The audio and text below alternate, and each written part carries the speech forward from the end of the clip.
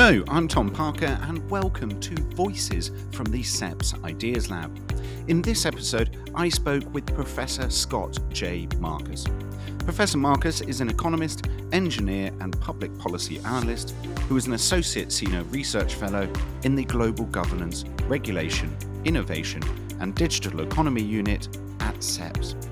During our interview, we discussed the need for a digital clearinghouse to improve EU digital laws and some of the challenges faced by Europe in creating a unified approach to digital governance.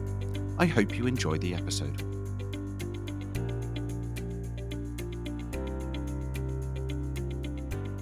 Scott, welcome. It's a pleasure to have you here. Thanks for making some time to speak to me today. Oh, it's a real pleasure to be here. Thank you. I'm really pleased that the organizers were able to set this up. And I think what we have is an important topic today. It's really the whole question of how to improve digital regulation in the European Union. Well, that's exactly it. I want to start with what is a digital clearinghouse and how could it improve coordination across EU digital laws? Well, the reason that there's been a call for digital clearinghouse has been the huge proliferation of new EU laws that have to do with digital services. I keep a data set of all of these laws. As of 2012, there were 20. As of today, there are 88. So there's been a quadrupling in just 12 years, an explosion of new law. If you look at the totality of laws, we're introducing about 400 new laws through the process in each 5-year term. It's an explosion. Yeah. And businesses are worried about this. They're not only worried about the size and complexity, but also about the risk of unintended overlaps. Yeah. Now, there are a number of topics that historically were completely distinct from one another. Privacy used to historically be very much a separate topic. Competition law was intentionally kept as a separate topic.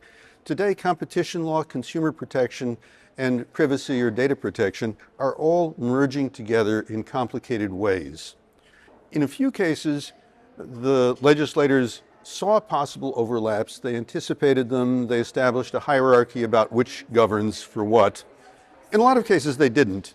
And the things are so complex now that no human being can fully understand them.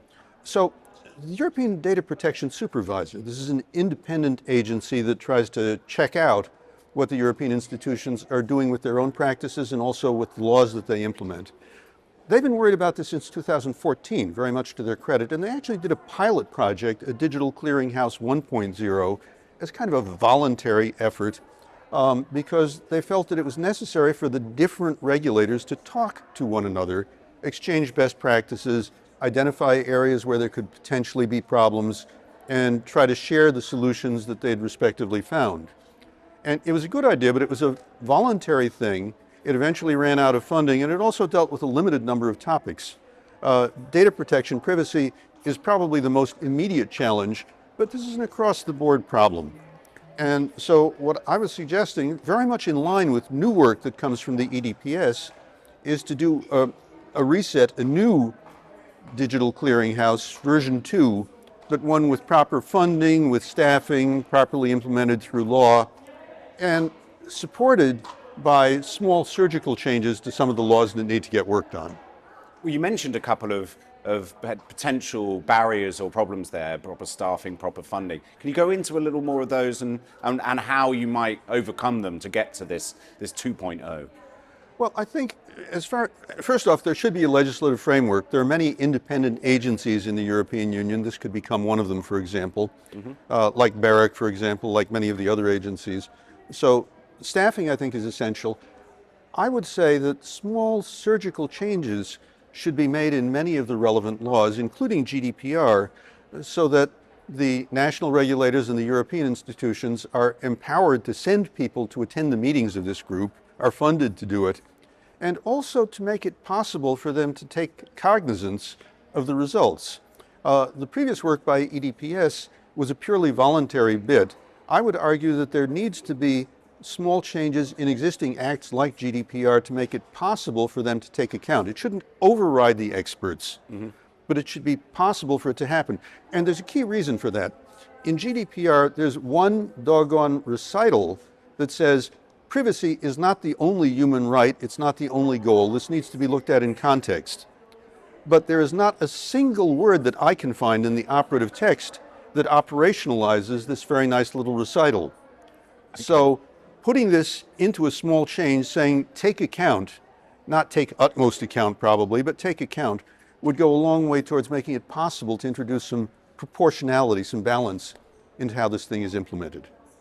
Well, how can the EU ensure consistency, especially in enforcing digital regulations across their member states?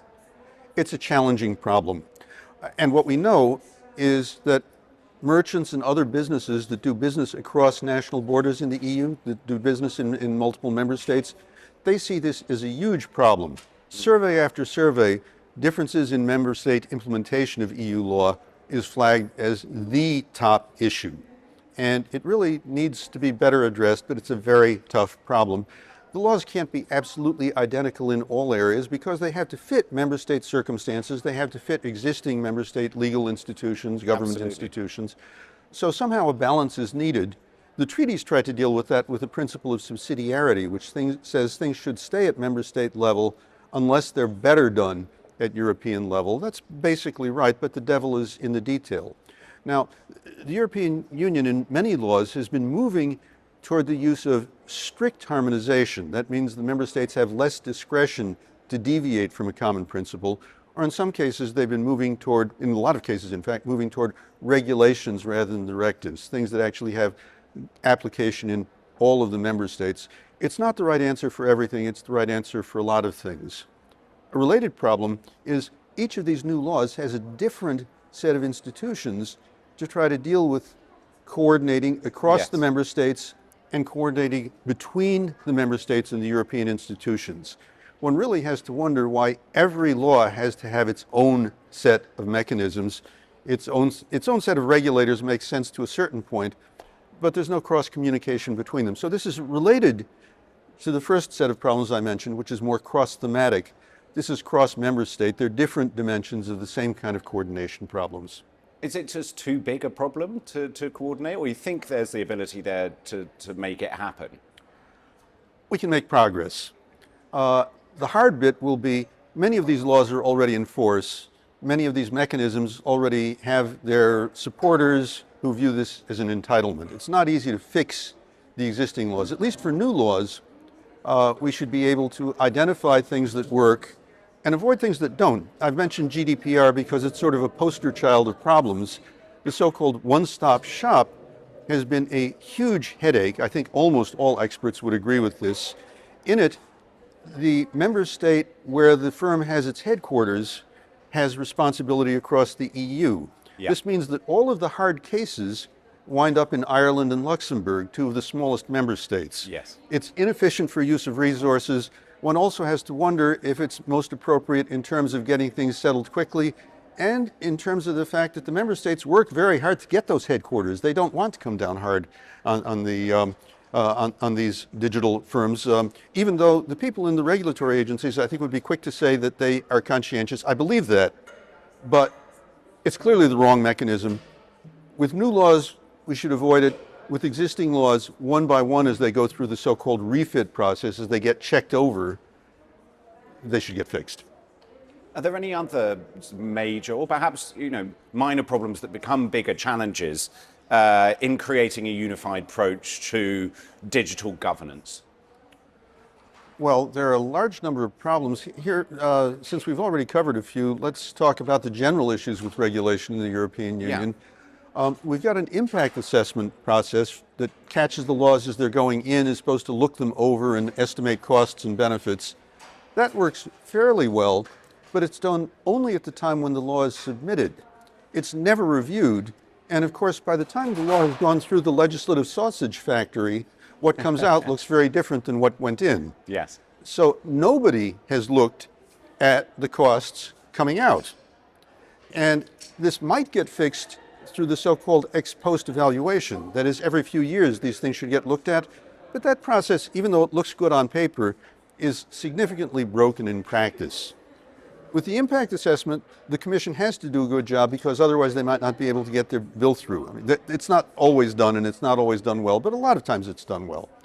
The evaluation, if it's not done or if it's done poorly, nobody notices because there's nothing that depends on it. Yeah.